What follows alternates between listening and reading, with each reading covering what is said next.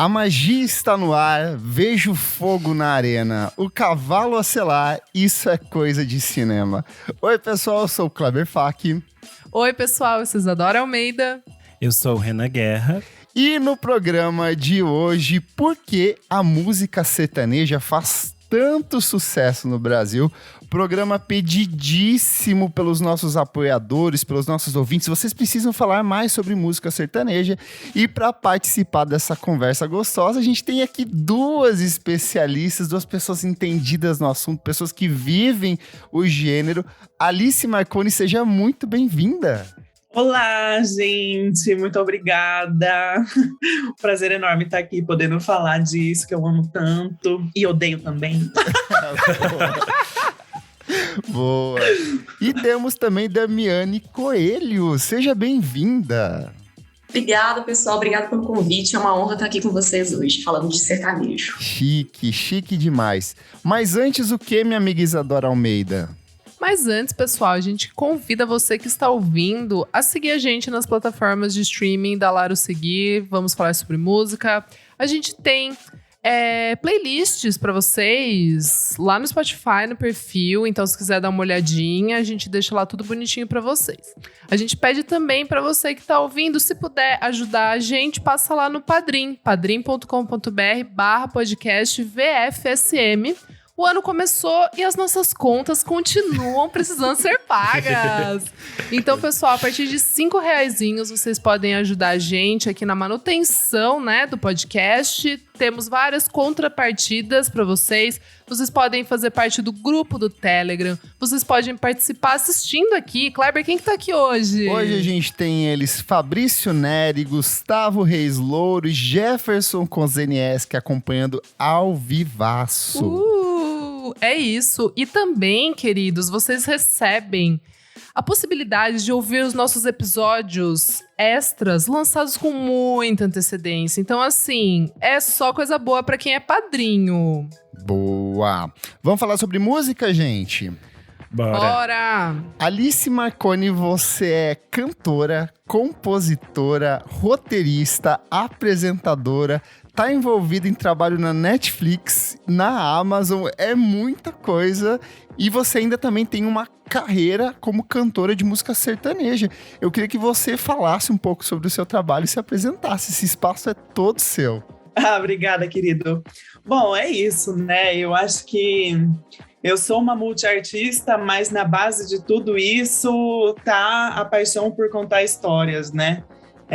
Eu cresci na roça, cresci no interior, filha de pescador e de leitora ávida de livros, desde as tragédias gregas até, sei lá, livro espírita.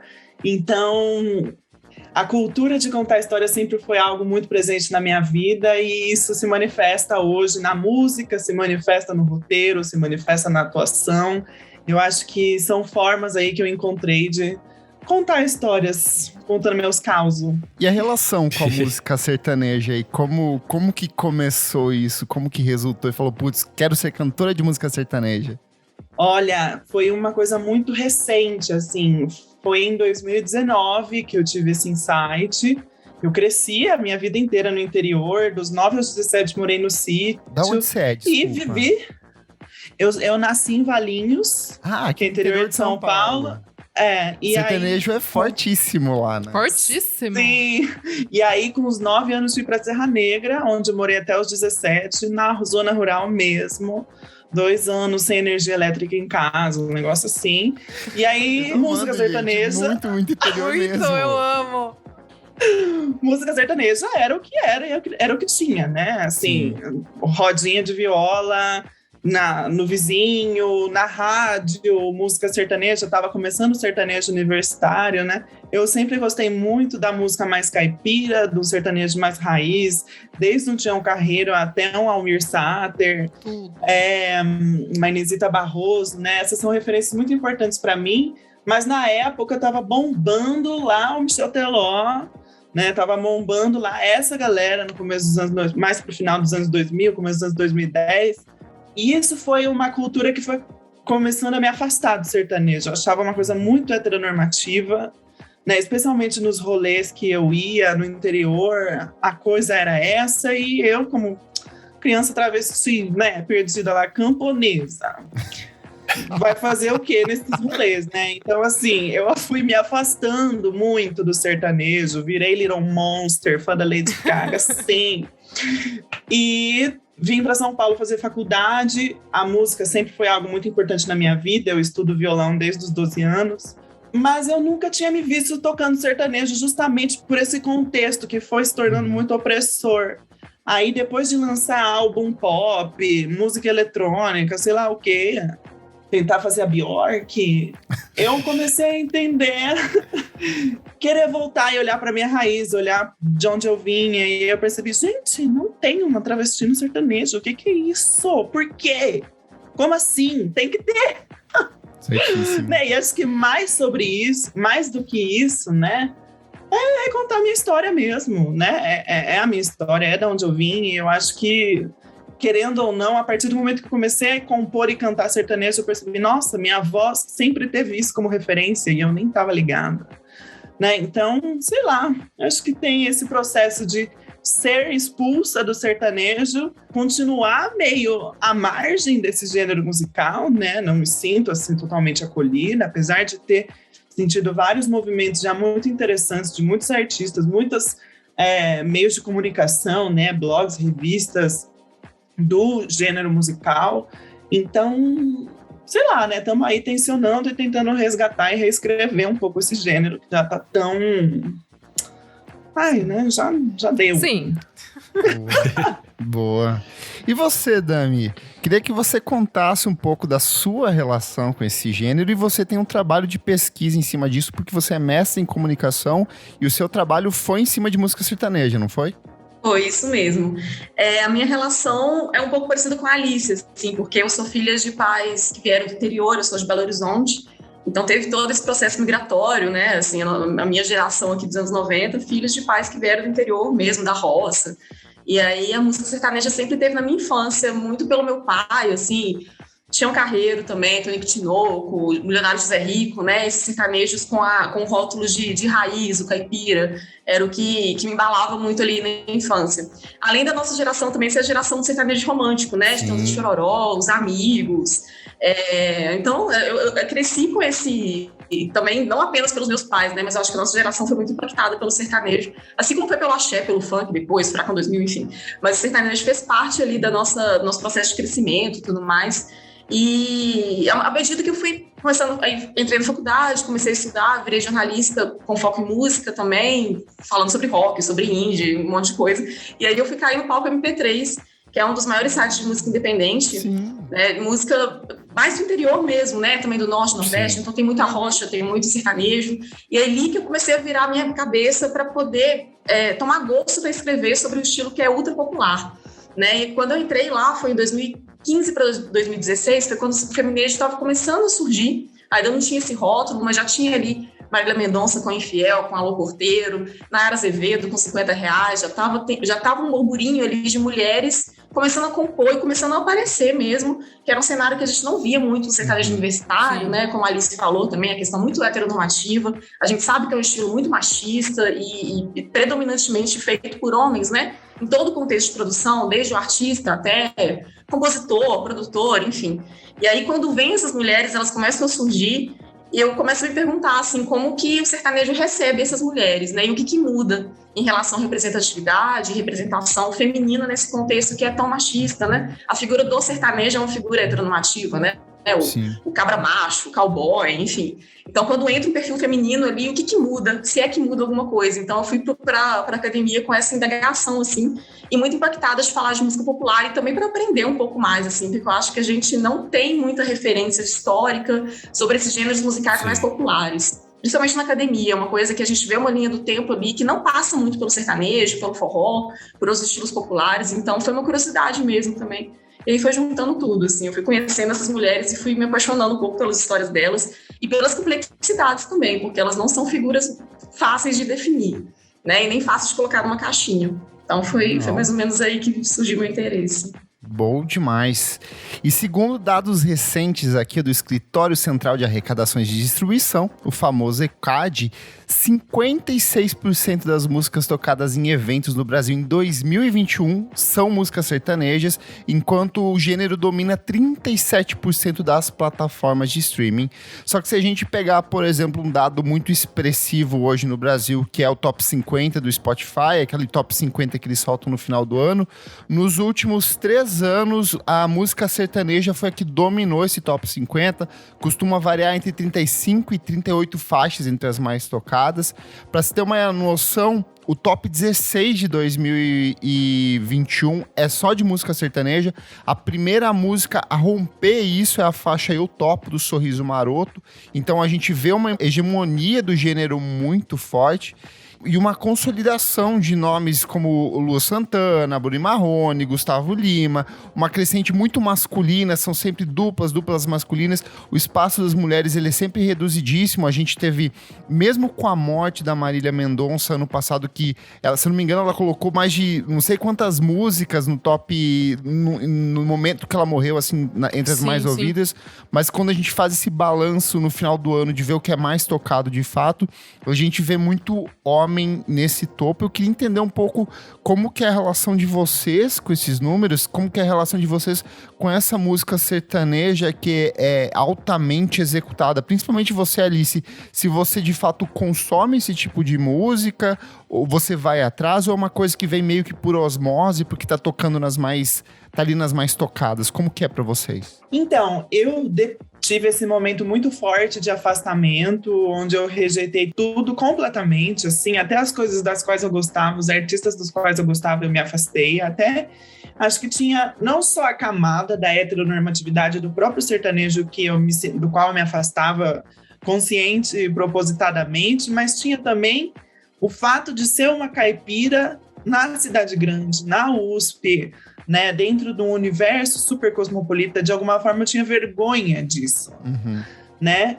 E eu acho que depois que eu tomo essa ideia, né, essa iniciativa consciente de começar a tocar sertanejo, obviamente eu vou atrás de começar a escutar, e eu surpreendentemente me apaixono por muitas das coisas contemporâneas. Não preciso nem falar, sou fã enlouquecida da Marília Mendonça, chorei por semanas quando ela morreu, assim. Eu acho que é uma perda tremenda dentro desse contexto, né? Era uma mulher que estava cantando sobre ser prostituta, entendeu? Cantando sobre ser amante, cantando sobre ter chifre, num lugar do eu lírico feminino, né? Eu cresci muito ouvindo, sou ainda também apaixonada por Paula Fernandes, mas a maioria das músicas dela são no eu lírico feminino. Né? É bem diferente, e são no eu lírico masculino. Sim. São músicas compostas por homens, e ela é apenas uma intérprete. E isso se vale também para muitas outras canções do feminismo, como várias canções da Maiara e Maraísa, por exemplo, a famosíssima Medo Bobo, tem um momento que tem a marcação de gênero no masculino, né? Então, ela era realmente muito fora da curva dentro desse contexto, né? E atualmente eu, enfim, ainda escuto com muita saudade as músicas dela. Yasmin Santos é uma outra sertaneja que eu gosto muito, que está falando sobre ser mulher, está falando sobre as dores específicas de ser mulher, né? Traz essa perspectiva para o sertanejo. A Lauana Prado, apesar de ser publicamente lésbica, né? Traz nas suas letras um eu lírico heterossexual. Então, assim, várias complexidades dentro do sertanejo, mas gosto de todas essas artistas que citei. Sou apaixonada no Lua Santana, gente. Meu crush. Eterno gurizinho. Mas ele é também uma referência muito importante musical para mim, assim, por trazer já esse sertanejo universitário já muito misturado e atravessado com uma linguagem pop, com uma linguagem eletrônica, com funk, com R&B, com rap, né? Então, essa referência de um sertanejo mais pop musicalmente, o Lua Santana, para mim, é o maior, é o que faz melhor, e é a maior referência, assim. Então, eu realmente admiro o trabalho dele. E, obviamente, continuo amando os antigões, né? As Galvão, Inesita Barroso, as mulheres estão lá atrás também, né? Almir Sater, enfim, consumo sim, são músicas que me tocam muito, principalmente por um lugar nostálgico, né, de escrever sensações, cenários e imaginários muito fortes na minha vida, assim. E por esse resgate da cultura popular, né, eu acho que no Almir Sater isso é muito forte, na verdade em todo sertanejo caipira, né, trazer o folclore, trazer a sabedoria caipira, trazer todo esse imaginário muito rural é algo que, de uma forma mais pop, mais universalista, talvez, eu estou tentando fazer nas minhas músicas. Então, me referencio muito, né? Daniel, amo, sou apaixonada. Leandro Leonardo, Chitãozinho Chororó, amo todos. E você, Dami, para além do seu objeto de pesquisa, e como que é a sua relação com essa música sertaneja atual? Olha, suspeita para falar, né? Eu acompanho o feminejo, primeiro por gostar, segundo por uma obrigação de pesquisa mesmo, então tento estar por dentro ali de todas as mulheres, cada vez vem surgindo mais, o que é ótimo, né? Mas desse sertanejo universitário, digamos assim, né, que a gente ainda está nesse meio de sertanejo universitário, eu me apegar, assim, para ouvir era muito pouco. O que me interessou para voltar a ouvir o sertanejo foi realmente o feminejo, né? Esse movimento que a gente tem, entre aspas, ali. Mas eu continuo ouvindo, assim, tendo essa memória afetiva, essa relação musical muito forte com esses sertanejos românticos, né? O Zezé, o Luciano, Leandro Leonardo, enfim, são discos que eu gosto muito, que até hoje eu escuto, assim, são meus discos de estrada, de pegar a estrada, assim, eu ouvir um caipira, um sertanejo romântico, eu acho maravilhoso. Mas o sertanejo mais de balada, assim, ele tem muito a ver também com esse contexto de festas, de baladas, de festival open bar, enfim, né? Que eu não tenho muito essa rotina, eu ia mais por questões de pesquisa, assim. Então isso me afasta um pouco, eu acho, de ouvir a música, porque a música tem muito dessa vivência, né? Da pegação, dos rolês e tudo mais. Então me afasta um pouco por conta disso, mas para ouvir no Spotify ali, eu escuto Marília Mendonça, Mário Maraíza, As Patroas, são discos que foram rodando em looping ali nos meus últimos meses. Todos os cantos da Márília Mendonça, impecável, né? Um disco do início ao fim, assim, perfeito. E são discos que eu vou acompanhando, assim, na minha rotina mesmo, que eu gosto bastante. Eu vou aproveitar o gancho da Dami aí pra dizer que eu também, quando eu tive uma fase na minha vida que eu ouvia muito sertanejo, e era realmente pela pesquisa do beijo na boca, pela pesquisa do dançar agarradinho.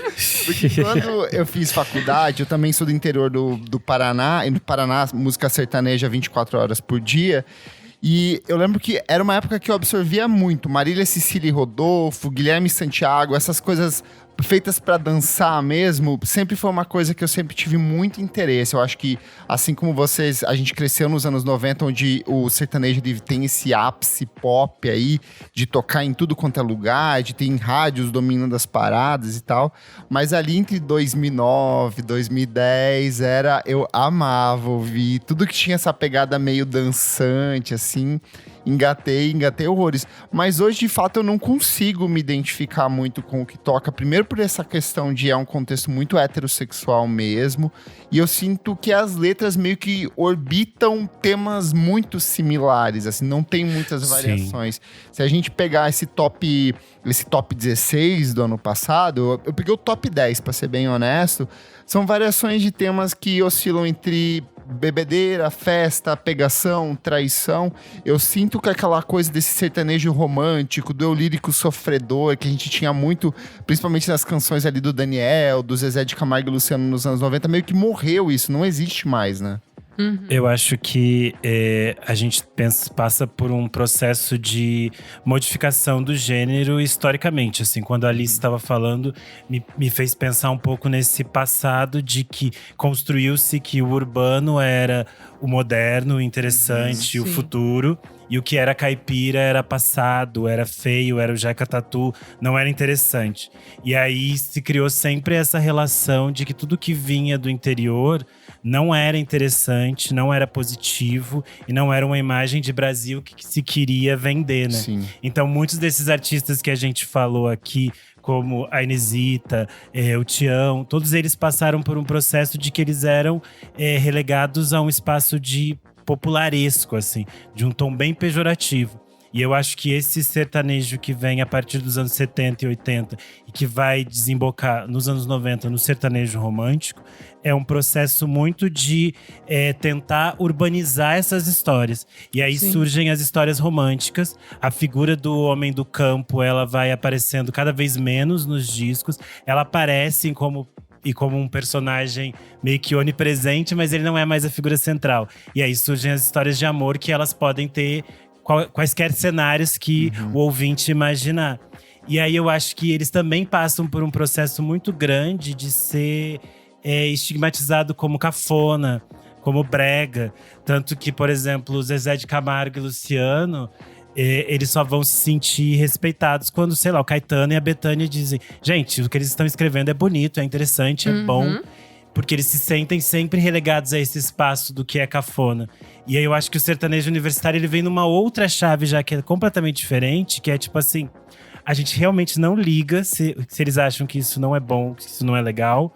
Porque a gente tá fazendo muita festa e a gente tá ganhando muito dinheiro. E aí eu acho que a chave vira quando entra um ponto de… Temos muito dinheiro, estamos comprando o nosso Camaro amarelo.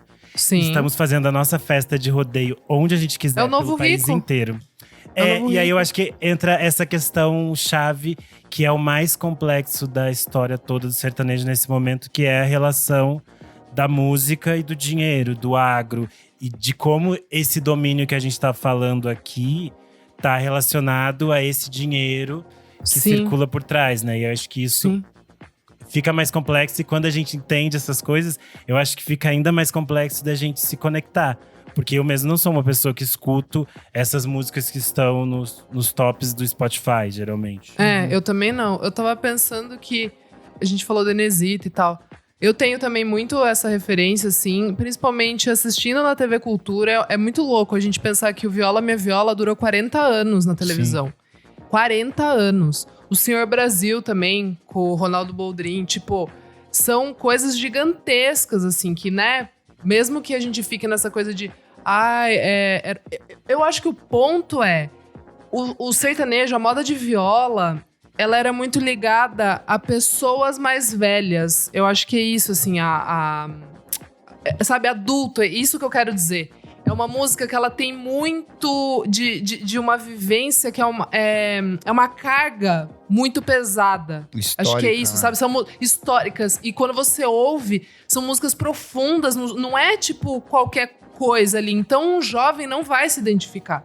E eu acho que isso tem muito também… de, sei lá, há 40, 50 anos, o jovem amadurecer muito rapidamente. Hoje em dia, a gente não tem isso. A galera de 15 anos é, tipo, zoada da cabeça. A gente, com 15 anos, tava querendo ir tomar canelinha nos rodeios. Eu sou de Sorocaba também, cresci indo também em rodeio. Não porque eu gostava, mas como o Kleber disse, pra acompanhar um pouco o beijo na boca. Porque senão eu não ia, né, não conseguiria acompanhar. Porque eu só gostava roqueira ali.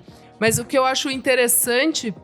é a gente entender também um pouco disso, assim, de que a evolução do homem nesses últimos 50 anos… Tô entrando numas brisas, tá, gente? Vamos ver se vocês entendem o que eu tô querendo dizer. Mas eu acho que é muito isso, assim, do poder aquisitivo, da facilidade… E veio com a música sertaneja nesse pulo, nesse salto, assim. A temática ficou mais fácil. Acho que é isso, esvaziou um pouco. É que eu acho que a gente passa em algum momento desse processo meio de o Brasil crescer muito rápido e essa modernização ali num período ditatorial, que se passa muito por uma urbanização do Brasil. E as pessoas querem migrar para as cidades. E aí tem essa correlação que a Alice tinha falado de se sentir sempre um caipira numa cidade grande. E aí teve uma fase de ruptura em que isso não era bem quisto. Que é esse momento, por exemplo, que a Inesita e esses outros artistas criam esses meio que espaços de preservação desse imagético cultural. Porque era basicamente um espaço de tentar preservar uma coisa que era vista como feia e como ruim. E aí eu acho que com o passar do tempo, as pessoas vão se reconectando com esse espaço do rural e do interior. E aí, hoje em dia, pelo menos nos últimos 30 anos, o espaço de interior passa a ser um mercado de shows, de festas e de eventos. E isso cria um novo cenário de trabalho. Eu acho que isso também é muito importante pra penetração e pro sucesso dessas músicas é porque existe um circuito de shows muito bons. Porque esses artistas muito grandes, eles vão tocar, tipo, lá na minha cidade, onde eu nasci, no interior do Rio Grande do Sul, que é perto da Argentina. Eles rodam o Brasil inteiro. Eles vão rodar, eles vão estar lá, eles vão fazer show em estádio no interior Exato. do interior, num rodeio, sabe? E isso faz o dinheiro circular e faz com que as músicas toquem, porque eles vão chegar até lá, sabe? Os artistas Muita gente vão não estar próximos. chega, né? Exato. A maioria não. Eu acho que aí a gente já pode entrar numa primeira implicação dessa conversa, que é essa questão do posicionamento político de boa parte dessa frente de artistas sertanejos.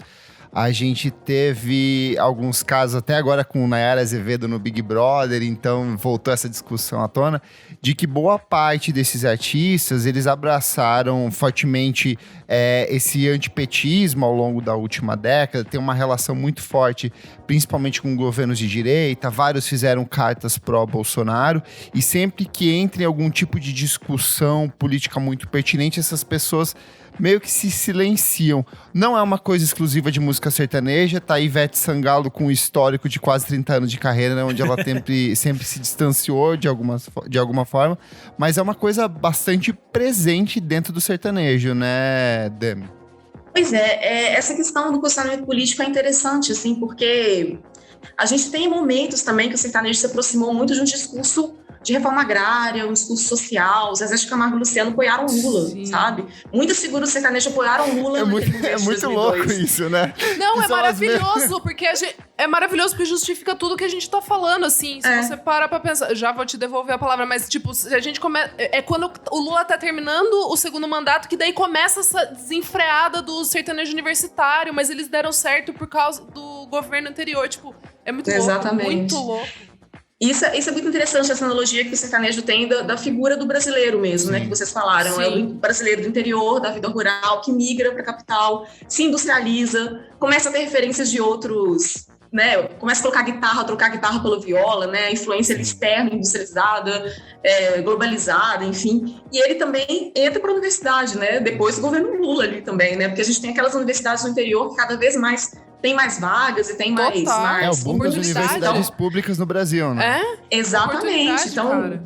Jorge e Matheus saíram desse contexto universitário, Fernando e Sorocaba também se conheceram na universidade, se eu não me engano. Então, assim, isso é real, né? Essa questão representativa do cara do interior que consegue entrar no ensino superior e aí consegue também ter sua grana e crescer muito, enfim, tudo isso tem é muito representativo da nossa história mesmo. O sertanejo é um estilo musical que acompanha mesmo esse processo urbanístico, histórico, enfim. Mas é curioso porque eu acho que essas pessoas estão no meio, a gente acho que vai falar disso depois, né? De grandes escritórios, grandes investidores, então tem muita produção, muita gente produzindo, muita gente respondendo por esses artistas. Então, para um artista como a Marília Mendonça, que se posicionou com ele não antes da Anitta, ter coragem de fazer isso, sabe? Tem que ser um artista muito grande, em vários sentidos, né? Tanto de ter o seu controle no Twitter ali, de falar, olha, vou falar, foda-se, sabe? Quanto de ser grande mesmo, de saber que aquilo ali vai ecoar por outros, vai influenciar as outras pessoas, exatamente. E, assim, sem querer defender os bolsonaristas sertanejos, não quero defendê-los, assim, mas eu acho que a gente também olha muito para essas figuras que assumem o bolsonarismo, assim, porque dentro do sertanejo a gente também tem a comunidade LGBTQIA+, né, que é anti-Bolsonaro, mas talvez eles tenham um discurso ali muito preso no isentão, assim, né, tipo, não vou falar de política. Muitos falam disso, né, não quero misturar política com minha vida pessoal,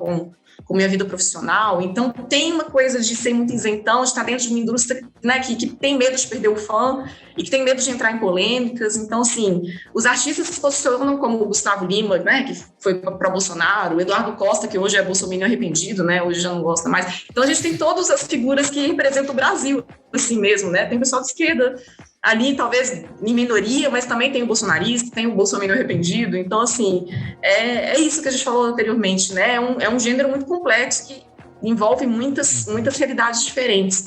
Mas, claro, né, não dá para negar que o que movimenta e quem traz essa grana ali é muito de uma galera que se apropriou de um estilo popular para imbricar um discurso político ali, né? Geralmente conservador, e que dialoga, às vezes, com algumas ideias, né? Dessas e que pessoas. também está nesse discurso de falar de outras coisas que não envolvam tensões sociais. Nós vamos falar de festa, nós vamos falar de álcool e vamos deixar essas outras coisas de lado.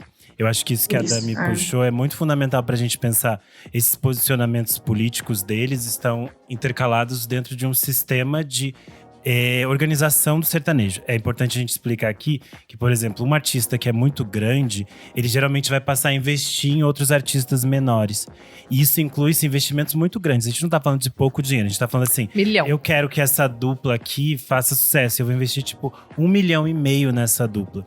Às vezes, essa dupla menor, ela não é bolsonarista, ela não acredita naquilo, mas ela, tipo, simplesmente não vai fazer se movimentar politicamente porque ela não quer deixar de fazer parte desse sistema em que que estão investindo nela uma puta grana. E isso é muito interessante porque eu acho… apesar de problemático, eu ainda acho um sistema muito interessante como eles se constroem, como um artista colabora com o outro. Puxa o outro. Isso é muito interessante para eles organizadíssimo. Isso é maravilhoso. Mas aí cria essas tensões que são, tipo, como vozes dissonantes vão poder surgir dentro disso. Exato. Muito difícil. E muito difícil que outras vozes que não sejam atreladas a eles cresçam. Exato. E aí eu acho que as coisas ficam mais complicadas. Ô, Alice, como que é pra você, uma artista totalmente independente, imersa nesse cenário onde você precisa de 1,5 milhão ali pra promover uma música que vai circular durante o quê? 3 meses no máximo dentro do Spotify, vai ter um alavancamento ali de mídia. Como que é pra você que normalmente tem que fazer tudo nas costas? A gente já falou com o Gabel, a gente já entrevistou ele no programa com ele, e ele falou, deu a visão dele, mas eu quero entender um pouco do seu lado também. Bom, isso é uma grande questão, assim, né? Tem uma especificidade da minha história, né, da minha posição, que isso varia, né? Tem dia que eu tô achando uma coisa, tem dia que eu tô achando outra coisa, mas majoritariamente eu não sou uma artista musical que pretende fazer uma turnê gigantesca pelo Brasil, sair cantando em todas as cidades do interior, ganhar o meu dinheiro e fazer a minha vida única e somente através da música, através de show, né? Eu sou uma multiartista e atualmente a maior parte da minha renda e do meu trabalho vem do audiovisual, do roteiro, do meu trabalho como roteirista e como atriz. E eu amo isso. Eu não quero abdicar disso para ser só cantora, né? Então, eu atualmente vejo a minha expressão musical quase como um desdobramento da minha expressão audiovisual, Sim. né? Eu tô compondo uma música, eu tô pensando num videoclipe, eu demoro 1 ano para lançar um single, porque eu quero fazer o meu clipe bonitinho, como a obra que eu quero fazer. Eu não quero fazer qualquer coisa para lançar, para manter naquele algoritmo rodando daquele jeito, né? Então, esse interesse diferente já me coloca num outro lugar, me dá toda uma outra liberdade artística, né? Mas realmente não é como se, a partir do momento que eu abdico desse interesse de virar uma celebridade do sertanejo, eu também não sofra com esse cenário, né? E aí, especificamente, eu sinto que eu sofro dos dois lados. Eu sinto que é muito difícil para mim me estabelecer no sertanejo, porque eu sou uma travesti, e é muito difícil para mim estabelecer um diálogo com o público LGBTQIA+, com o público mais progressista, com o público mais desconstruidão, porque eu canto sertanejo. Sim. Então eu estou assim, ainda começando a encontrar quem é o meu público, tentando entender quem são essas pessoas. Eu realmente acho muito legal, assim, eu tenho tido uma experiência muito bonita ao lançar as músicas, porque eu lanço realmente sem saber quem é que vai curtir, quem é que vai ouvir, e percebo uma reverberação muito grande nas travestizinhas do interior lá, sabe? Nessas gatas que eram eu há 10 anos atrás, que não se viam no mundo, né? Não se viam em lugar nenhum, e talvez essas pessoas não se vejam nas representatividades travestis urbanas que estão majoritariamente na mídia hoje, né? Então, eu realmente busco isso, não vai ser um mercado gigantesco, e fico muito feliz porque eu percebo que tem muita gente do sertanejo, muita gente conservadora, muitas mulheres religiosas que escutam minhas músicas do interior e falam, nossa, que legal, e que daí vão olhar diferente para uma pessoa trans, para uma travesti, né? E eu tô falando sobre isso, eu tenho uma estratégia também na hora de compor. Algumas músicas mais específica e, obviamente, singularmente a partir da perspectiva de uma travesti, mas eu gosto muito de ir na corrente do feminejo e apostar numa experiência de um feminino que qualquer mulher possa se identificar, né? Seja ela cis, seja ela trans. E eu acho que isso também vai abrindo portas, assim, que são muito gostosas de perceber um público recebendo com calor, recebendo com carinho. Então é isso, eu estou em construção, eu realmente ter 1,5 milhão para investir num álbum, num clipe, um negócio assim, que eu nem sei se eu queria, na verdade, eu nem sei se eu queria essa responsabilidade de ter que devolver esse investimento. Tipo, gente, pelo amor de Deus, deixa eu transar com meu lobisomem aqui no clipe e tá tudo bem, sabe? Eu não preciso fazer grandes números, né? Então, acho que tá tudo bem. Isso que a Alice falou um pouco dessa relação de a construção artística e a relação financeira. Tem uma matéria muito interessante que o Kleber achou, que eu acho que a gente pode colocar o link. Vou colocar o link das duas. Uma é a matéria do Lucas Breda pra Folha de São Paulo. Sim. E outra é uma matéria do Walltab, que é muito interessante. Da Renata Adélia. Isso. Essa matéria do Walltab, eles vão falar um pouco de que no sertanejo, especialmente agora no sertanejo universitário, é muito pouco usual que exista essa figura de um artista que está muito preocupado com a sua arte. Mas eles estão muito preocupados com o lucro. Exato. Porque o lucro não é visto como algo negativo para eles. E isso é bem interessante que eles pontuam, que está conectado também com o crescimento no Brasil da teologia da prosperidade, que é uma teologia que está realmente conectada com muitas dessas igrejas neopentecostais, que falam um pouco de você entender que a bênção financeira é uma bênção que Deus quis para sua vida. Então, se você recebeu este dinheiro, foi porque Deus quis e você está certo com ele.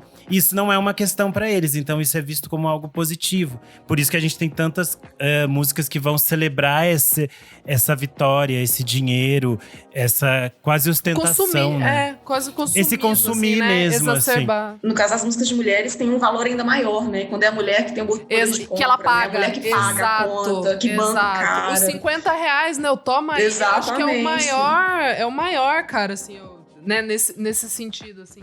E aí eu acho que entra nessa complexidade mesmo que a gente tava falando, que a Dami tava falando, que é o brasileiro, porque essa coisa complexa. A gente tá falando de um poder aquisitivo que grande parte das mulheres não tinha antes, mas a gente continua falando de um poder aquisitivo que tá atrelado a mulheres brancas em espaços específicos. Sim. E aí essas coisas criam uma complexidade que é tipo… A sua cabeça, toda vez que você vai pensar no sertanejo, a sua cabeça explode, porque tem muitas coisas pra pensar. É muito profundo. Exato. Eu até coloquei aqui uma timeline, assim, dessa consolidação da música sertaneja. Eu quero só puxar para uma coisa que a gente ficou falando bastante sobre o investimento, o artista que cresce e começa a investir em outros. Mas acho que é bom voltar um pouco para essa relação, entender ali nos anos 70 que a gente tem esse avanço do domínio do plantio de soja, principalmente no Paraná, ali no Mato Grosso do Sul, então nessas regiões. E a gente tem um fortalecimento do agro, e o agro passa a interferir diretamente na produção sertaneja, e é uma coisa que volta muito hoje em dia. Então a gente tem grandes empresários responsáveis pelo plantio de soja no Brasil que investem nesses novos artistas, e eu acho que vem daí muito dessa relação, desse controle no trato do que vai falar sobre política, porque são tecnicamente pessoas muito relacionadas a esse meio também, né? Sim. Total. E tem uma relação de artistas que também se tornam muito grandes, eles também viram grandes latifundiários. Isso. E aí vira uma relação ainda mais complexa, Sim, porque, querendo ou não, eles têm acessos a esses poderes. E aí a gente tá falando de poderes realmente grandes. E isso, obviamente, vai interferir nesses discursos. Dessa questão dos poderes, porque um vídeo que circulou bastante nas redes sociais recentemente foi uma entrevista da Camila Fialho, que era ex-empresária da Anitta, né? Ex-empresária do Kevin e o Chris, trabalhou com muita gente foda, onde ela dava uma entrevista falando sobre a dificuldade que é trabalhar música pop no Brasil. E a gente não tá falando de uma qualquer, a gente tá falando da Anitta, que talvez seja a maior cantora pop que que a gente tem hoje, o quanto era difícil para ela promover o trabalho da Anitta, principalmente nas rádios, porque como a gente falou, o Spotify e as plataformas de streaming, eles têm uma relação já muito grande, muito consolidada com o sertanejo, mas ainda falta para ocupar esses pequenos espaços, e ela falou, eu chego lá para tocar uma música na rádio, um sertanejo vem e compra a rádio. Não necessariamente ele vai lá e compra a rádio, mas ele compra toda a programação, tem a questão da cultura do jabá, que é muito relacionada a essa frente do sertanejo universitário desde os anos 2000, né? E queria entender de vocês como que é essa relação também. O que vocês entendem dessa fala da Fialho? Como que foi para vocês a interpretação desse vídeo? Assim, como eu vinha falando, né? A minha experiência com esse tipo de financiamento mesmo, né, da minha música, da minha arte, é um negócio muito rudimentar, né? Eu não tenho nunca que eu liguei para um radialista tentando um jabá para tocar minha música. Isso é inimaginável dentro, né, da minha experiência como artista, muito gente, fora nem a da Pablo curva, consegue tocar em rádio, imagina isso. Não, é bizarro. Mas, enfim, realmente é evidente a relação desse gênero musical com um capital gigantesco, né? E que gera uma monocultura, né? E esse é o grande problema. E que não tá só na rádio, né? Também tá nas playlists de Spotify, nas playlists de YouTube. Eu acho muito interessante como eles conseguem inserir as canções. Tipo, tem uma playlist de sucesso, eles incluem a música que eles querem, tipo, na quinta música. E aí eles vão enfiando e vai criando uma logística. Sim, mas eu queria ressaltar que, como eu vinha dizendo, né? Eu tenho me surpreendido com o acolhimento de diversas pessoas e vertentes e grupos diferentes, né? E, por exemplo, a grande maioria, até se eu não estou me enganando, todas as plataformas, né, de streaming de música apoiaram o queernejo, né? Não só eu, como outros artistas LGBTQIA+, do sertanejo, e colocaram já várias das nossas músicas nessas playlists virais de sertanejo, com o intuito de nos ajudar. Ninguém pagou um dinheiro para eles, né? Sim, Foi, sim. Nossa, olha que incrível, olha que novidade, olha que maravilhoso, olha que oportunidade de renovação. Então, eu também faço alguma diferenciação entre a rádio e os streamings, né? Sim. Exato, né? As plataformas de streaming, elas meio que têm esse meio que um compromisso com a sociedade de trazer essas descobertas da semana, de colocar, né? Eu descobri no tal plataforma essa banda, ou ele me trouxe no Relacionados. Então eu acho que tem, né? Esse é o diferencial, né, que eles querem dizer. E é muito louco, porque é uma programação feita por uma máquina, um algoritmo, e a da rádio, que é realmente um programador de rádio, ela é muito menos orgânica, né? Ela é muito mais programada nesse sentido de, tipo, só vai tocar o que é jabá. Só vai tocar o que foi pago aqui, né? Realmente já é uma playlist que já tá fechada ali. Uma coisa que a gente não tocou muito ainda, que é uma coisa que me entristece um pouco, acho que todo mundo aqui sente isso. Eu cresci consumindo sertanejo, claro que não era o sertanejo universitário que a gente vê hoje em dia, porque ele nem tinha se organizado dessa maneira. Mas eu ouvia sertanejo, eu ouvia funk, eu ouvia rock, eu ouvia reggae, eu ouvia pagode. E aí eu queria Existia muito uma pluralidade dentro dessa programação. Existia uma da programação. Mas eu acho que essa pluralidade também não passava pela rádio, gente. Porque, por exemplo, funk, o funk, o forró, o tecnobrega, eles vão chegar a partir da pirataria.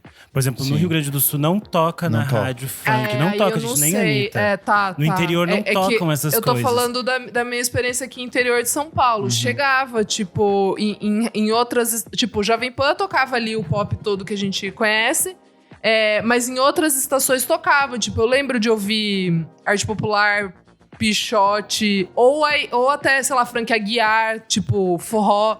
Eu ouvia de tudo. Tinha Transamérica, tinha um monte de rádio, Jovem Pan mesmo, em alguns programas tocava alguma coisa nesse sentido. Mas o meu ponto, assim, que eu fico muito atormentada é que a minha prima, ela é 5 anos, acho que mais nova do que eu. E ela já não teve essa pluralidade. Ela não faz ideia de quem é, tipo, Cidade Existe Negra. todo um catálogo de outros artistas. Entende? Né? E ela é completamente obcecada por sertanejo. Só que É que ela eu não, acho que as coisas ela ficam não mais tem uma nichadas, visão. né? Esse que é o meu ponto, assim.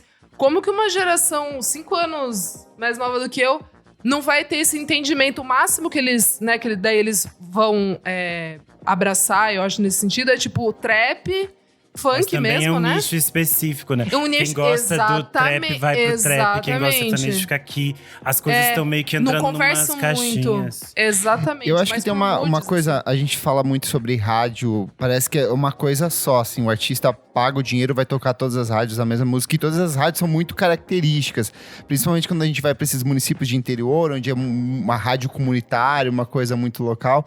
Eu sinto que tanto quando eu visito a minha família da minha avó, que é no interior, quase com Santa Catarina, quanto dos meus pais, que é no oeste do Paraná, eu sinto que existe ainda muito de música de raiz, e não é nem música, tipo, uma área específica que toca, tipo, às 6 horas. Tá. Não, ao longo da programação tem uma moda de viola aqui, e ela intercala com o sucesso novo do Luan Santana. Eu sinto que a coisa legal. é um pouco mais diluída, mais diversificada, mas quando a gente pega essas rádios grandes mesmo, e aí volta pra programação do Spotify, aí eu sinto que é muito massificado, é o mesmo bloquinho, mesma Da estrutura. agonia, né? E aí eu Dá fico um- pensando numa coisa, se isso é porque esses grandes empresários, esses novos produtores de música sertaneja, eles entregam isso, ou se já virou uma exigência do público ser esse tipo de som, sabe? Eu acho que tem um ponto dos dois, porque também tem uma questão, por exemplo, minha vivência de sul e sudeste. As pessoas têm uma certa dificuldade com gêneros que são de outras regiões. E aí, que eu falei, por exemplo, nas rádios do Rio Grande do Sul, você não vai ouvir tocando forró, músicas do norte, não vai se tocar isso. E o máximo que se toca é o sertanejo ou são as músicas regionais. E aí tem sempre uma dificuldade. Cara, o tem Sul sempre é uma muito, dificuldade né, de se separado conectar nesse com sentido. essas outras regiões. E aí, por exemplo, Calypso passou a tocar por vias da TV, e aí depois os CDs começaram a chegar. Mas tudo vinha via pirataria. Muito dificilmente tocava na rádio. Tá. E aí a rádio cria esses espaços que celebram essas construções de um passado meio mítico, de umas outras coisas, e tudo que é meio moderno é meio tipo, não queremos nos conectar com isso. E eu acho que essa rádio, nesse espaço, conversa com isso. E aí agora a gente tem essa repetição de que é isso que tá tocando nas festas, e as pessoas pedem para tocar isso na rádio. Mas também tem uma relação de as pessoas estarem fechadas dentro de um nicho. Eu sempre acredito que as pessoas estão abertas a ouvir outras coisas. Às vezes elas só não conhecem. Porque se alguma coisa diferente eu toca também na TV acho. e aquilo se conecta com elas, elas Eu se também interessam. Elas E só é mais não sabem que preguiça aquilo existe. e é mais preguiça até de procurar, porque se toca ali no meio da programação, inserida. E aí está o grande papel do programador. Cara, você coloca ali um negócio no meio, pô, pode ser que uma pessoa ouça e fala, não, legal isso daí. Tipo, beleza, consegui assimilar. Não é também colocar 50 mil Sim. novidades. É um negócio, você vai colocando, né? Enfim. Mas é muito louco isso de você falar, tipo, que o Sul já é uma brisa totalmente diferente daqui de São Paulo, assim, tipo, do interior de São Paulo.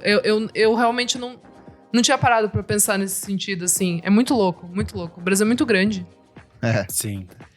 Eu ia complementar o que vocês falaram, que essa coisa do sertanejo ficou… Enfim, o sertanejo virou uma produção industrial em massa, se a gente for considerar o mainstream, né?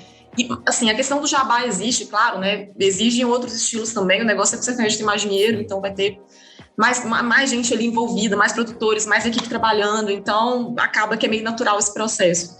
Mas, vocês falando sobre essa falta de inovação… O feminejo, quando surge, ele é esse boom, assim, as artistas como Marília Mendonça, Simone Simaria, quando surgem, vão logo pro topo das paradas, porque é uma novidade muito bem aceita. Sim. Mas a equipe, né, as equipes e as produções sertanejas não aceitavam isso com muita facilidade, né? A gente tinha Marília Cecília e Rodolfo, por exemplo, Sim. Paulo Fernandes, figuras femininas isoladas ali, né? E eu acho que havia também um interesse. Marília Mendonça começa com 12 anos, né? Então, ela já está envolvida ali muito cedo com o sertanejo, e há um interesse de mulheres em entrar nesse meio. né? Não entra porque já tem uma produção ali que deu certo, né? Vamos falar aqui de homens que bebem, pegam mulher e levam pra van, igual aquela música lá do Leonardo, enfim. Ou pegava todo mundo, não sei o que mais. Porque isso vende, mas aí se colocar uma mulher cantando isso, será que vai pegar?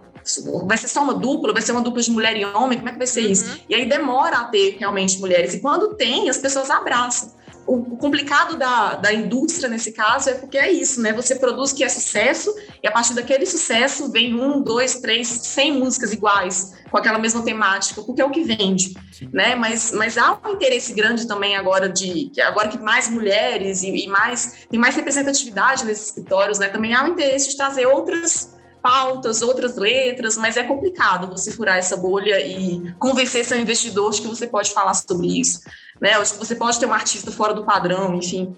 Então, é uma coisa complicada, assim, é uma coisa meio de dentro para fora, né? Sim. Que é um esforço que tem que ser feito ali também do artista, de alguém do ali compositor. dentro interessado, né? Exato. E alguém, às vezes, que vai falar, tipo, olha, isso vai dar dinheiro, talvez. É isso, né? E por outro lado, falando da experiência, né, de ser a independente, é muito louco porque eu fiquei pensando, né, nessa suposta sede dos streamings pela novidade, né, ou uma suposta sede do mercado por uma novidade que vai estabelecer um novo normal, e fico pensando que, por um lado, né, parece que na internet a gente tem uma certa liberdade maior e que os streamings estão numas outras lógicas, mas eu fico pensando, né? O TikTok, por exemplo, as redes sociais, né? O Instagram, todas essas redes sociais como ferramenta do artista independente se colocar no mundo, levar sua arte para um público maior. E isso também, na minha opinião, gera um engessamento.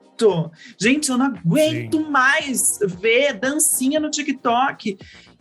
E quantas vezes eu, no meu processo de criação independente com a minha equipe, não ouvi: mas por que você não faz a dancinha pro TikTok? Não sei, porque eu não quero, né? E aí, tudo bem, é uma decisão minha, mas né, fora desse circuito supostamente manipulado por uma consciência mais conservadora, né, e regido supostamente pelo gosto do público, porque o algoritmo vai ter aquela inteligência artificial que vai supostamente mostrar o que ele acha que você quer ver, né, gera também esse engessamento. E muito louco, assim, é curioso porque quando eu habito esse lugar de ser uma mulher trans, uma travesti cantando sertanejo, eu me vejo, por um lado, olhando referências como Marília Mendonça, Paula Fernandes, Yasmin Santos, Lauana Prado, que são mulheres que nunca precisaram se sexualizar para estar num palco.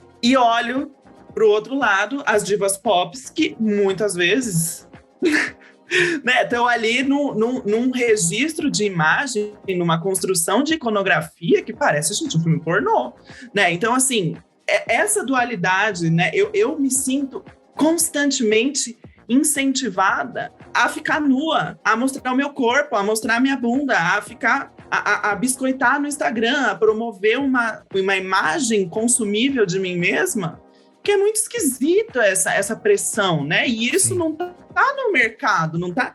É o desejo das pessoas, é o algoritmo, é a forma com que as redes sociais estão manipulando, impulsionando automaticamente as imagens, né? Então esse negócio é muito doido, assim, muito gera mais complexo. Sim, é complexo. Sim. E vai gerar novas tensões, né? Porque a gente tá também chegando no esgotamento desses formatos e dessas coisas que toda música precisa ter um tempo X, ela precisa ter uma coreografia X, ela precisa se encaixar num padrão específico. E eu acho que essas coisas, de algum modo, elas vão acabar ruindo, porque a gente tá chegando num engessamento muito grande mesmo delas, assim. Sim. Mas, sei lá, são tantas coisas que eu acho que a gente poderia render, tipo, uns 3 programas. Nossa, sim. Ainda mais esse papel da mulher, que as meninas falando, tipo, mais ainda Alice. Cara, é muito assim pra mim também, porque eu não consumo o top 50, né, do sertanejo e tal, mas quando começaram a aparecer as figuras femininas, eu comecei a gostar. E assim, realmente comecei a me identificar, mas no sentido de tipo, deixa eu ver quem é essa cantora. Eu gostei dessa música. Então, é muito louco, assim.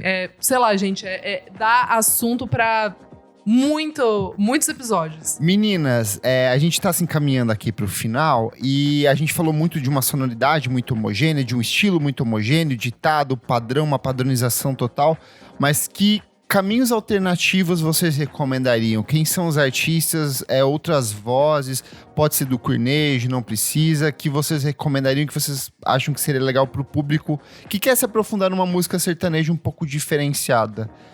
Tudo bom. Eu acho que eu vou recomendar, obviamente, pro pessoal do Queernejo, né? Eu acho que é uma tentativa aí consciente de tentar renovar o discurso imaginário, né? Uma tentativa descarada e assumida de fazer isso. Então, é Gabel, Gali Galó, Red e Alor, Zerzil, Mel e Caleb, toda uma galerinha aí, todo mundo o vale do vale mesmo, né? Lá do vale do interior.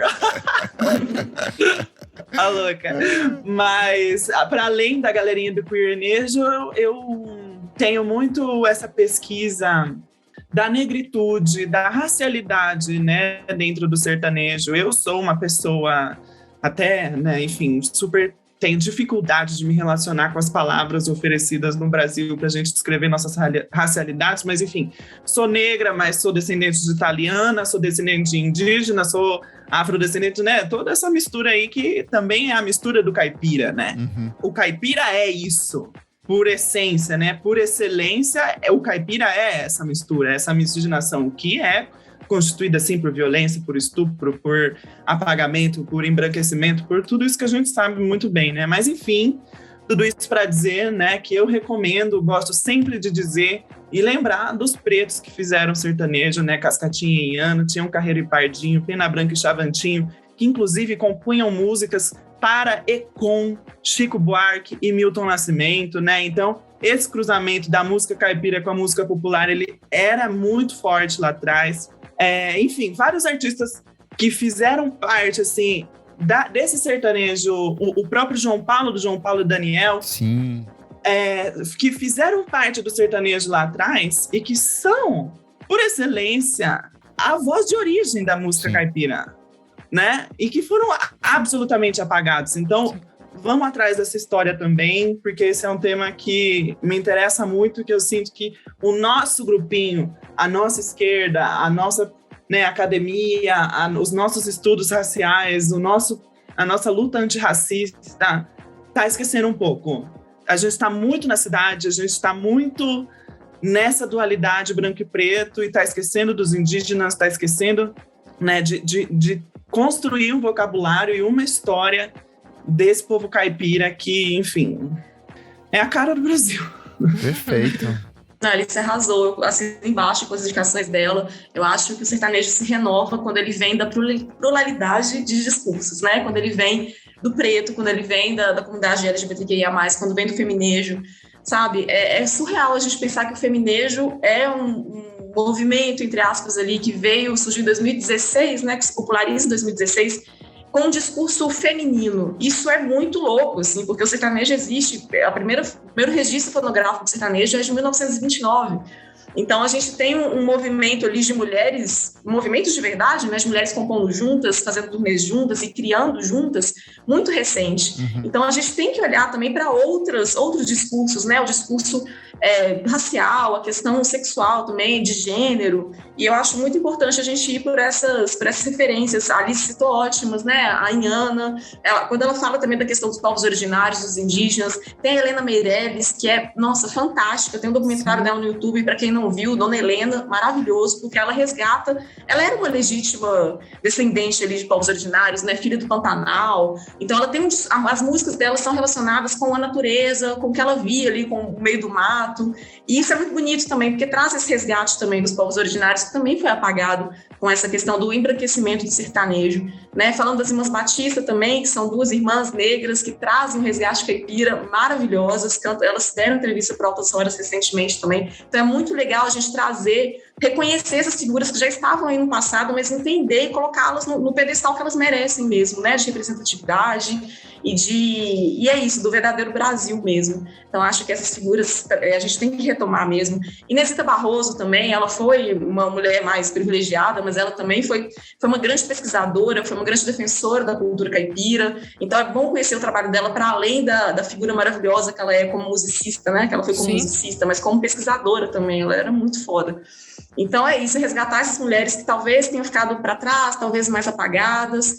E, do novo, é celebrar mesmo o queernejo, essas novas figuras, a própria Alice aí também. Eu acho que são esses discursos que vão renovar o sertanejo mesmo, né? Porque dentro do próprio sertanejo tem essa crítica de que está muito engessado, de que dá para ter composições diferentes, e essas composições vão vir de realidades distintas, né? Não tem jeito, tem que saber para isso. O sertanejo tem campo para isso e tem representantes. É só a gente pegar para ouvir.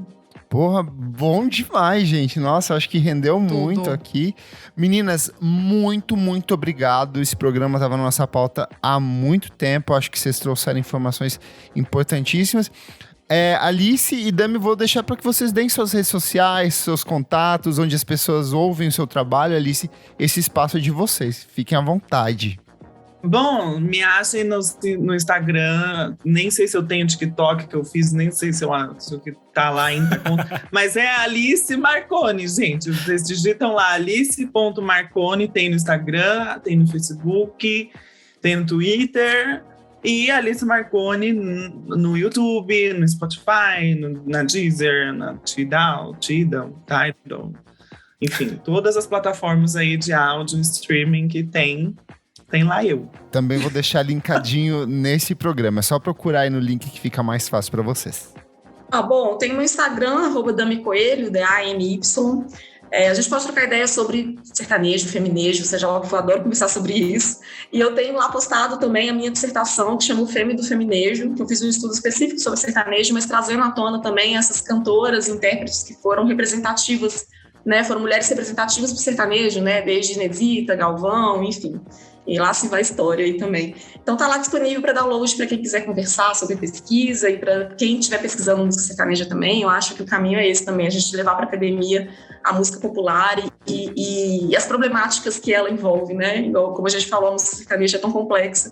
Então rende muito trabalho, rende muita pesquisa, e é importante a gente ter pesquisas nessa área também. Então estamos aí para trocar ideia. Arrasou. Muito obrigado. Maravilha. A gente se despede de vocês aqui. Vamos pro próximo bloco do programa. Não paro de ouvir.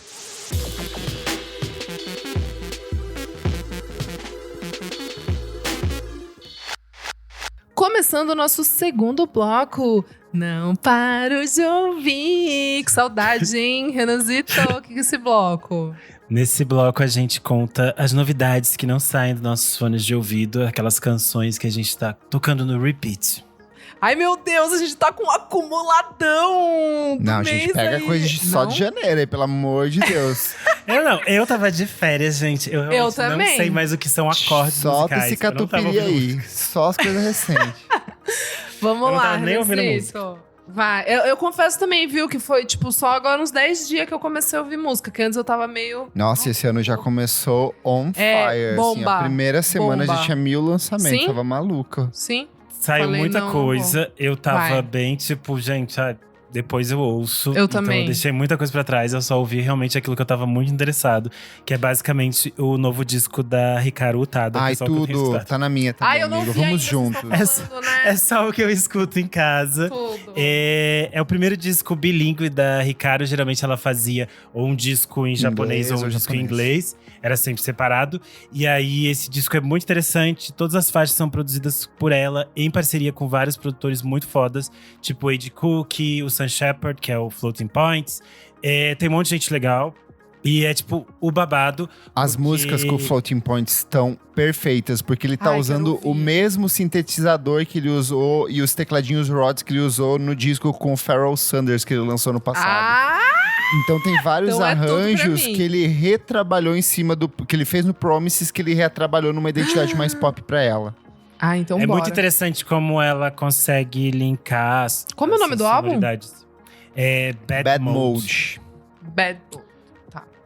como ela consegue linkar essas sonoridades do J-pop, dessas coisas todas que estão em ascendência, com essas outras coisas da música eletrônica que também são muito, tipo, pra frente, assim, tipo, o futuro. A menina é sempre a maior. Maravilhosa. Já tô comprando meu moletom pra ficar igual a ela. É isso. A capa é bonita, eu gostei. Eu adorei.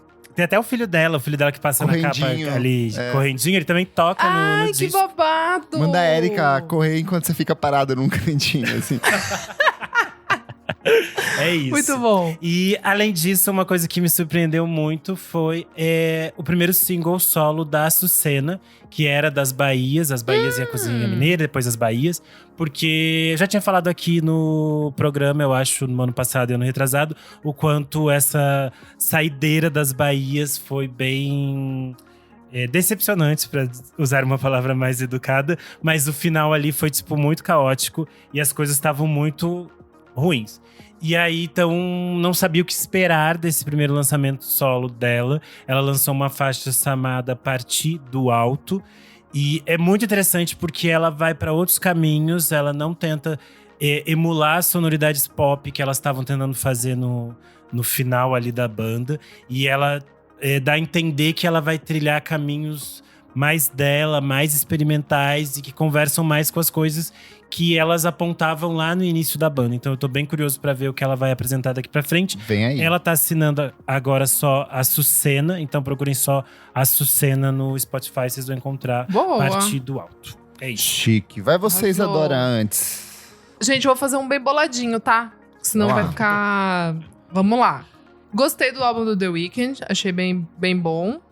Eu ouvi algumas boas vezes. Boa. Fontaines DC voltou com um single novo, Jack Down the Line. Álbum novo, Skintifia, sai dia 22 de abril. Já estamos aqui, roqueiras pós-punkers prontinhas. No aguardo, bem né, finalzinho dos anos 80, meio Smiths, bem Stone Roses. Tudo. Gente, amei a música da Júlia Mestre, chama Meu Paraíso. Bem vibe Rita Lee, assim. Achei uma delicinha. Metronomy, Things Will Be Fine. Metronomai. Vai sair álbum novo agora, Small World. Gostei dos dois singles. Gostei bastante. Gente, amei a música do The Smile, que é o nosso querido Tom York. Tá na minha aqui. Eu amei as e o Tom duas. Skinner. Gente, mas aquela You The Never Smoke Work e You Never Work in Television Again. Pelo amor de Deus, essa música, Você gente. viu o relato do povo que viu as apresentações deles? Eles fizeram uma série de apresentações sim, em Londres. em umas lojas de discos de Londres. Agora. No final de semana, agora que a gente gravou. E parece que é absurdo, assim. Tipo, a galera surtou. Radiohead voltando para o rock com né, a pegada ali do tom do Sons of Kemet. Então, assim, 2022, o ano do rock no Brasil, até a Anitta voltou roqueira. Arrepios. Então, daí também vou falar… Eu gostei da música da Anitta, Boys Don't Cry, achei bem boa. Também gostei. Aquela coisa, né? Aquele pop emo ali. Pop punk, né? Gostei Sim. bastante. Gostei bastante do Terno Rei com Dias da Juventude. Primeiro single do novo álbum. Gostei bastante também Warpaint com Champion. Nossa, ela tá falando todas as músicas que saíram em janeiro. Saíram muitas coisas, gente. Ai, gente, saiu muita coisa. E tipo, nossa, e ainda tô deixando de fora aqui uma Melody Echo Chamber, um Tori Moa, enfim. MC Melody, né? Hoje saiu uma versão da Minha Periquita, da Juliana Bond. Tudo! Então, tem que falar essas coisas também, meu bebê. Não quero ser processada. O Nick vai editar isso. Enfim, mas eu aqui já dei um geralzão. Gente, ouvi bastante coisa boa. Vai lá, Kleber. Vou começar pelos singles que a Isadora deixou de fora. Charlie XX com Rina Sawayama, Bag For You. Tudo. Eu tô amando essa fase farofeira da Charlie. Eu acho que ela tá entregando tudo pras gays. Tá muito gostoso. Todos os 3 singles que saíram até agora. E aqui ela pegou aquele hitaço clássico dos anos 2000. You Never See Me Again. E ela fez uma versão em cima disso. Versão vazada. Verdade. Eu adorei. Gosto muito, ansioso pro disco dela que sai, se eu não me engano, agora em março. Fred Again, que eu recomendei várias vezes ano passado, ele lançou... Foi uma das coisas que eu mais escutei em janeiro. Eu tava escutando os 2 discos Os 2 discos que ele lançou ano passado, que são excelentes pra mim. Ele voltou com uma música chamada Light Out, que tem a participação da Romy, do The XX, e da Haai, que é uma outra produtora inglesa bem interessante, que fez uns remixes incríveis nos últimos meses. Vale muito a pena, prontinha pra pista, assim, uma delícia. E eu amo as música. capas que são todas tiradas no pocket dele, com uma qualidade horrível da câmera frontal. Muito bom, eu adoro, porque me empodera. Boa. De discos, eu vou pro lado A do Sim Sim Sim, que é o primeiro disco da Bala Desejo, que é um quarteto formado por Dora Morelenbaum, Júlia Mestre, Lucas Nunes e Zé Ibarra. E eu quero dizer assim, isso tinha tudo pra dar muito errado. É o tipo de coisa que eu detesto. 4 cara branco fazendo samba, sabe? Coisinhas de MPB geral. Tinha Hoje tudo. eu ouvi, eu fiquei na dúvida. Então, mas eu fui Eu gostei. com os 2 bastante. pés atrás e eu gostei bastante. Eu acho que a coprodução ali da Ana Frango Elétrico fica bem explícita, principalmente quando cai nessa coisa meio Rita Lee anos 70, um toquezinho de carnaval. Acho as letras bem interessantes ali e fiquei ansioso pra ouvir esse trabalho que vai sair na íntegra agora em fevereiro. O que eu não paro de ouvir é o aguardadíssimo primeiro disco da Amber Mark, Three Dimensions Deep. Veio aí depois de 5 anos de espera, valeu muito a pena essa espera. E é muito interessante como ela consegue transitar por muitos gêneros dentro do R&B de um jeito muito particular. Tem elementos de reggae, tem elementos de música eletrônica assim, pistona mesmo. Tem aquela pegadinha de funk meio Janet Jackson ali no finalzinho dos anos 80. Ela é muito versátil e a voz dessa mulher é uma coisa absurda. Então, ela é braba. Valeu muito a pena esperar. E uma coisa que eu gostei bastante é o Baco Exu do Blues com QVVJFA. Quantas vezes você já foi amado? Eu acho que desde que o Baco lançou, o Bluesman criou-se um ranço, assim, muito grande em cima dele. Ai, Baco só faz música sobre sexo, sobre transar. Sim, ele tá transando muito, e se eu fosse gostoso que nem ele, estaria transando também. Ei, vamos empoderar as feias também. Começa por você, linda. Eu sou bonita, tô tentando te ajudar, te se empoderar. Mas eu gostei bastante do trabalho dele. Eu gostei que ele tem uma pegadinha assim de R&B com trip hop. Gostei muito da escolha dos samples. Ele traz ali a versão de Lágrimas Negras da Gal Costa, que tá muito bonita. As músicas estão de um jeito muito gostoso, assim, muito bem trabalhadas. Gente. Eu acho que é o tipo de coisa que se fosse um artista gringo lançando, ia todo mundo assim falando, ai, melhor coisa. Se fosse gente, mas eu gosto dele, é que a galera pegou ranço, eu não estou criticando você. É que sabe o que Isa? Ficou uma coisa tão chata. É que aquele negócio que ele lançou no início da quarentena era muito ruim. Não, aquilo lá é horrível, aquilo lá é péssimo. Então, mas é que o disco anterior era bom, mas daí aquele veio era bem ruim. Mas aquilo lá você desconsidera, aquilo a gente esconde na fanbase. Depois ele fez a fase que ele ficou desaparecido um tempo, aí ele padronizou, fez o Instagram. E agora ele reapareceu. É que tava uma coisa muito chata quando ele lançou esse disco. Por exemplo, tinha umas bichas no Twitter falando assim: ele colocou como feat a Gal Costa e não como sample. Mas eu gostei bastante do trabalho. Eu acho que é pra isso. É pra pegar essas gays desocupadas que não estão assistindo o BBB e fazer thread no Twitter. Então, funcionou. Bom, gente, fechamos o nosso segundo bloco. Bora então para o nosso terceiro e último bloco. Você precisa ver isso.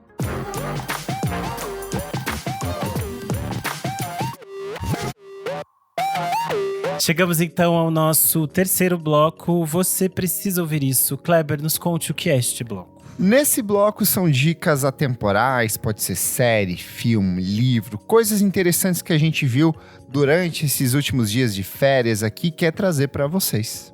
Boa! Você quer começar pra gente contando o que você andava fazendo? Vamos lá, eu vou recomendar um filme e uma série que eu comecei a ver nesses últimos dias de férias.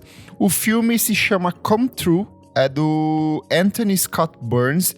Ele é um filme de terror, ficção científica, um terror psicológico e uma história que me deixou muito preso, porque ela é muito misteriosa, tem uns elementos oníricos, um terror onírico muito interessante. O filme acompanha a história de uma menina, que é a Julia Sarah Stone, que ela tem problemas pra dormir. Você aparentemente acha que ela tá brigada com a mãe dela e ela começa a fazer parte de um estudo sobre o sono. E dentro desse processo de estudo sobre o sono, tem alguns elementos que se aprofundam na psique dela, tem umas coisas meio de paralisia do sono. Ele tem um fundo de terror que você fica muito em suspenso, você não sabe o que tá acontecendo no filme inteiro. A forma como o diretor trabalha lembrou muito It Follows, assim, de... Tem essa coisa da luz neon, de você não saber pra onde você tá indo. E tem uma trilha que é toda trabalhada em sintetizador, que é muito bonita. Esteticamente, o filme é muito interessante. Pra quem gosta de filme de terror, mas tem medo de filme pesado, esse é bem levinho. Eu acho que ele é muito mais um mistério psicológico do que um filme aterrorizante. Então, vale muito a pena assistir. Se chama Come True. E de série, eu comecei a ver uma coisa depois de 30 anos que eu nunca imaginei que eu fosse gostar tanto, que é Arquivo X.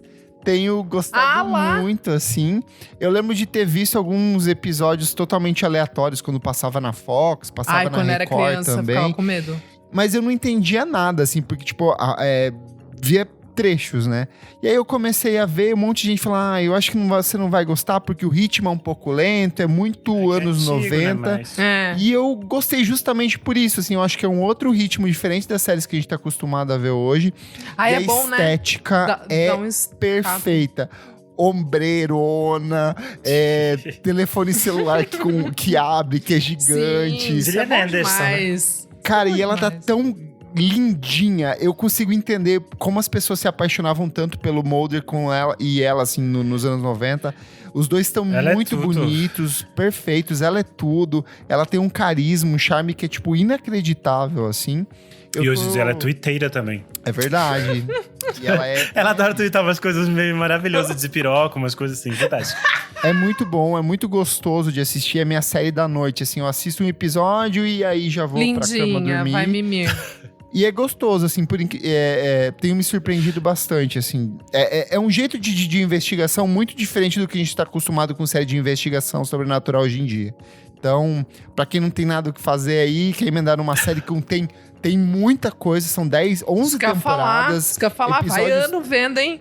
Então, eu vou ver o ano inteiro isso. Tem 24 episódios por temporada. Será meu assim. alimento. Meu alimento, noite e dia. É isto. Ai, ai. Boa, arrasou. Isadora, o que você anda assistindo, vendo, ouvindo, comendo? Ai, gente, não anotei. Eu assisti muita coisa mesmo, mas não anotei muitas, não. Então, vou trazer aqui 2 episódios. Lembra que eu falei daquela série Music Box, que tá na HBO, que Sim. entra Sim. outros episódios? Eu assisti o do Destock, lá de 99, e pirei. O babado. Babado todo. Aí, gente, eu assisti o da Alanis Morissette, o Jagged. É bom? Bem gostoso, amigo. Tá na minha lista. É basicamente ali, refletindo desde o comecinho dela, tipo, ela se descobrindo uma musicista, cantora, aí até o estrelato, aí mostrando, tipo, o quão gigantesco. Eu não tinha essa noção do quão absurdo foi o Jagged Little Pills, assim, tipo... Ela tocou na Malhação. Amigo, tipo assim... Amiga, o Radiohead abria pra ela nessa época. É muito surreal isso. Aparece. E aí, Ela vai no assim, Faustão e as pessoas ficam mostrando as tatuagens pra ela. E o Faustão, ô louco, mostra a tatuagem pra Alanis. É por tudo, cara. E aí tem tudo isso, assim, mostra até ela na China, acho que é na China, se eu não me engano. E aí, tipo, um concurso de mini Alanis Morissette, sabe? É tipo aquelas coisas que, imagina você pegar uma menina novinha que tá começando ali no meio, né? Um meio uma machista e tal, só ela também de mulher na banda. Aí, tipo, você vai pra China e tem umas meninas fazendo cosplay de você, cara. É muito louco. Sabe? Torneio, assim. Enfim, é um bagulho maluco. E é legal porque tem a Alanis contando, tipo, ela, né? Hoje em dia, tipo, ela realmente, tipo, os relatos dela e tal. Achei bem bonito, assim. Eu gostei do jeito que foi dirigido. Não choreistes. Choreistes? Não é acho fã. que eu não... Eu acho que eu não chorei. Não, mas tipo, eu fiquei meio... Tipo, eu terminei assim, sabe? Tipo, felizinha. É que faltou a cena em que o Mocotó, interpretado por André Marques, diz: gente, a Alanis está aqui na academia. E aí ele sai, e ele senta, e eles fazem uma roda de violão e ela começa a tocar. Tá sendo tão emocionante. Gente, Brasil, surreal. O Brasil não dá. O Brasil é surreal. E aí, o outro episódio do Music Box que eu assisti vários e vou depois falar outros. Mas outro que eu achei bem legal é o Listening to Kenny G. Sim, Kenny G. Ele, O menino do sax ali. Gente, não fazia ideia do quão ridículo. Assim, que ele é ridicularizado, a gente sabe. Ela ficou nervosa com o Kennedy. Eu fiquei. Não, é sério, porque se vocês assistirem esse documentário, vocês vão entender. Porque eu fiquei meio mixed feelings. Eu fiquei meio, pô, ele é charlatão, mas ele é gente boa, mas as pessoas são preconceituosas, mas ele é um trailblazer. Eu fiquei tipo meio. Eu não sei o que eu acho do Kennedy, entendeu? Mas aí, no final, eu meio que terminei, tipo, numa de esperança. E eu fui ouvir, tipo, os salmos do Kennedy, cara. Eu passei um dia… Garota! Eu passei um dia, tipo… A Omicron aí, você ouvindo Kennedy. Eu ouvi uns 4 ou 5 álbuns Dali do pro Kennedy, suicídio cara. é um pulo. Oh, mas de verdade, eu achei muito interessante como sociedade, assim, tipo, principalmente nos Estados Unidos. Não sei se… É que eu quero muito que as pessoas assistam, cara, mas é muito louco o ritmo frenético do trabalho, o quanto isso impactou no sucesso do Kennedy. Tipo assim, o capitalismo exacerbado da década de 80 e 90. Sabe? Tipo, cara, você sabia muito que bizarro. a popularização do nome Kennedy no Brasil vem do Kennedy? É sério, amigo? Não, tô inventando agora. Você tá acreditando nas coisas que o Cleber fala? Ficou Nossa, de é que férias nessa eu mês, fiquei já meio esquece. Walt Disney. Mas Sabe? poderia, Walt Disney. Walt Disney. Mas poderia. Kennedy. Kennedy. Quem é esse eu cara? fiquei meio… É o Kennedy. Kennedy, é por causa do Kennedy. É o Kennedy. Ai, por favor, gente. Não. Ah, essa você lacrou, gostei. Essa Senti você a me falta enganou dessas direitinho. idiotices de segunda dessas noite. interações. Mas enfim, gente, tudo. Assistam esses 2 episódios, depois eu conto mais. E você, meu Arrasou. amigo Renan, escritor, talentoso, uma pessoa maravilhosa. Falsa. Apesar de não ouvir música e estar de férias, eu voltei ao meu lado crítica de cinema, então assisti filmes. Pra avisar, Eu quase assinei o MUBI nessas férias. Olha, falando quase. de Oh, MUBI. pega aí uma semaninha grátis. Chegou ao MUBI Titane, que é o filme que o Kleber tinha falado aqui o ano perfeito, passado. Quem não assistiu ainda pode assistir. Ai, nossa, Ele sempre quis é transar filme com de carro. horror francês, gente. Então ele é bem babado, gráfico, violento. Então é bom não assistir com a família. E se você também passa Tá. mal, não assiste. Você vai ficar nervosa. Assiste com os primos, primo mais eu não novo vão posso. adorar. Da batedeira, tem muita, tipo, luz, assim, aquelas… eu Não fico tem muita meio- luz, mas tem coisas bem violentas Tem e muito sangue, sexo. assim. É. Ah, tá. Não tem tanto sexo, tem mais sangue do que sexo. Como não tem sexo? A mulher literalmente transa com um carro, Renan. Tem, não mas tem as sexo. partes de violência me incomoda mais do que sexo. Sexo eu tô acostumada. Não, só luz, sabe aquelas luzes assim? Que fica… Não, essas luzes não tem tanto. Não, eu passo mal. E, além disso, eu assisti no cinema Benedetta. Ainda tá em cartaz em algumas salas. É do Paul Verhoeven. É o mesmo diretor de Instinto Selvagem, de Ellie, de o clássico Ai, eu amo ele. Showgirls. Tão errado. E O clássico Showgirls. o clássico Showgirls. Eu amo que ele tá vai sendo falando todos Showgirls. É que ele está sendo resgatado como clássico cult, saiu até pela. Criterion. Isso. Enfim, é É um sério filme que saiu muito pela babado. Criterion? Não, né? Não sei. que jogar essa informação que eu inventei pra te assustar. Mas realmente está sendo resgatado como um clássico cult, as pessoas têm amado hoje em dia. Mas enfim, o tópico não é Showgirls. Não é isso.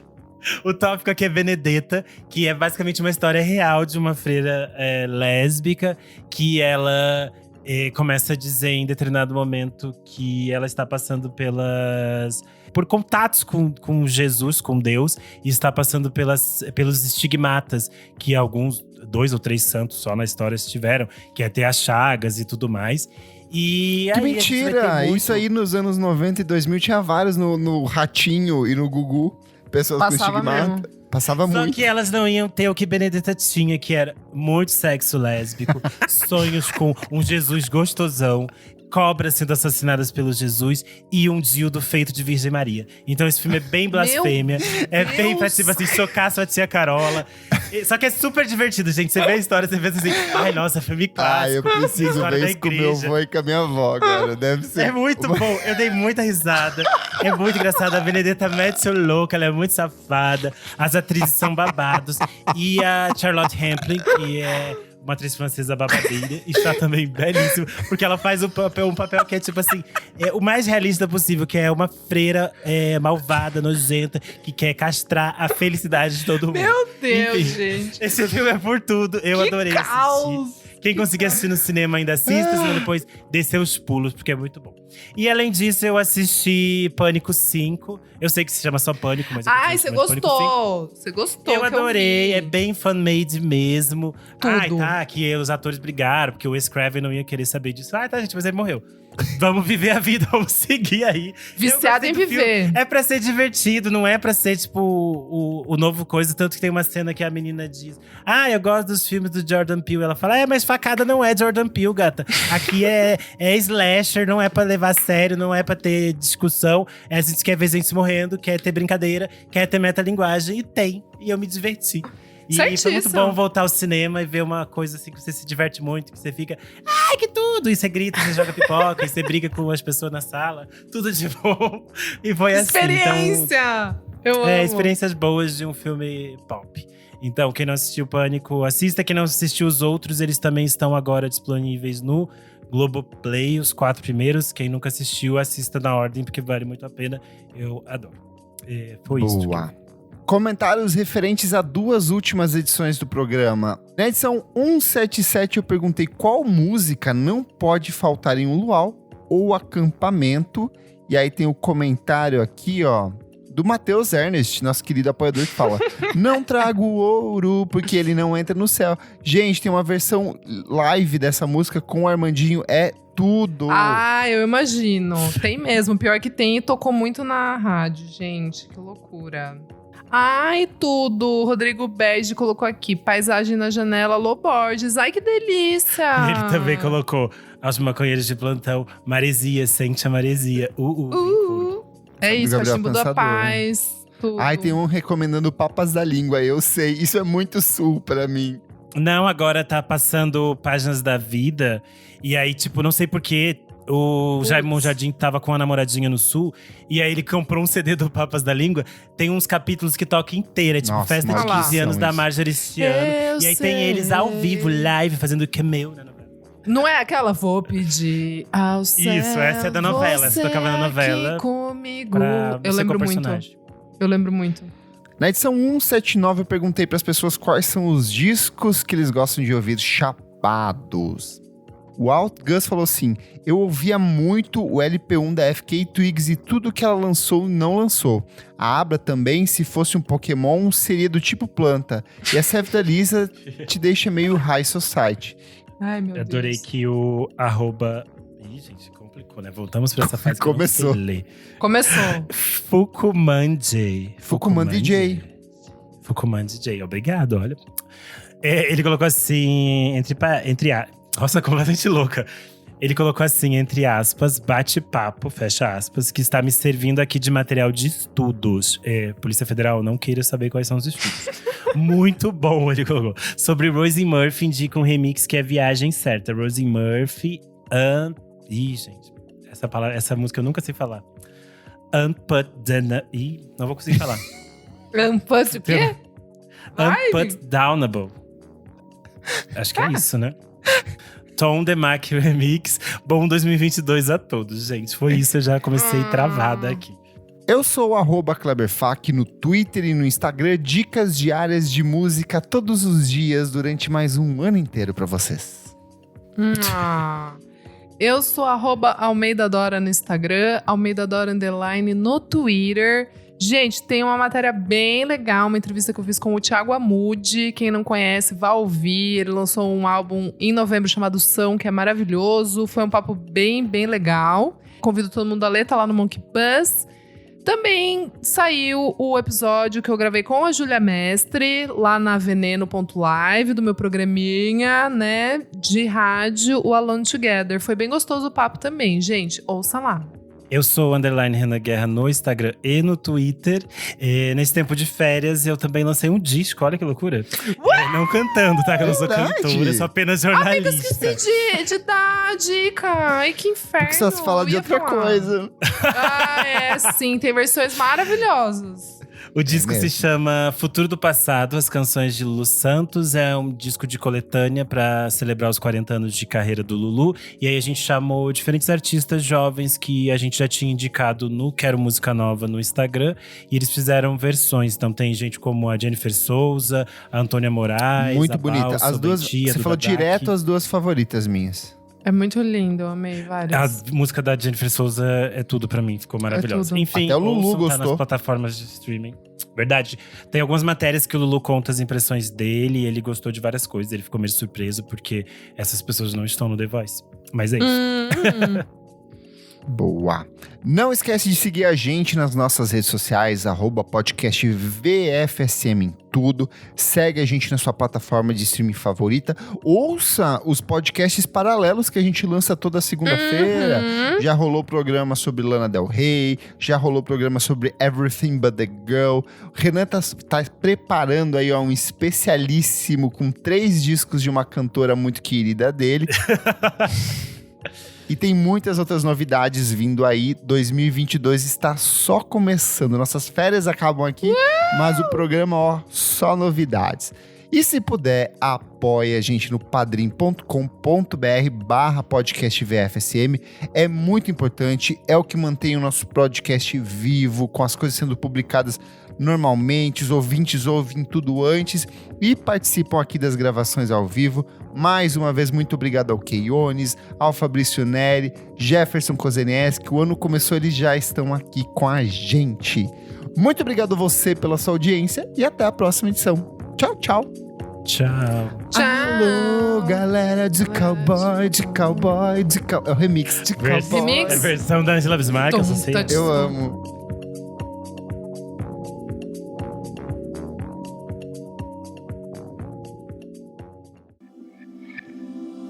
Esse podcast foi editado por Nick Silva.